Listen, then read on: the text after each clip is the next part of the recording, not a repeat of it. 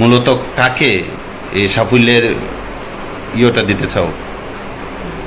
একার চেষ্টায় কখনো এরকম কিছুই হয় না। মূলত আমার মা বাবা, তারপর স্কুল টিচার্স, প্রাইভেট টিউটর সবাই প্রচুর হেল্প করেছে। আমি যখন হেল্প চেয়েছি তখন হেল্প করেছে। আমার মা আমার মানে প্রথমেই পড়ার বেস যা যা প্রয়োজন সব হেল্প করেছে। আমার বাবাকে কখনোই মানে যাই চেয়েছি তখনই এনে দিয়েছে যা চেয়েছি। তারপর স্কুল টিচার্সদেরকেও কোনোদিন মানে যা জিজ্ঞেস করেছি সব সুন্দরভাবে যথাসম্ভব তার ভালোভাবে বুঝিয়ে দিয়েছেন। তো সবাইই আমি কৃতজ্ঞতা স্বীকার করছি। কোন স্কুল থেকে তুমি পড়াশোনা করেছিলে?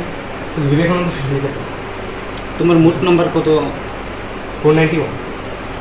কত নম্বর স্থানে আছো তুমি? আমি 4র্থ স্থানে আছি।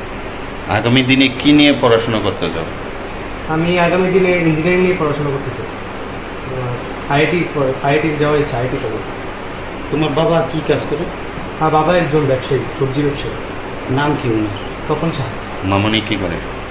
মা একজন টিচার, পরিমরা স্কুলে চাকরি করে। তোমার মানে লেখাপড়ার পাশাপাশি অন্য কি শিক্ষায় ইয়ে করছো? এই তো আমি ছোটবেলা থেকে আর্ট করি, তারপর আবৃত্তি করি, তারপরে গান করি, তবলা করি। যদিও আবৃত্তিটা কিছু বছরের জন্য বন্ধ আছে, কিন্তু বাকিগুলি করছি। তার মানে কোন খেলা সবচেয়ে বেশি পছন্দ? ক্রিকেট, বাট এখন টাইম পাই না খেলা। মানে ক্রিকেট খেলা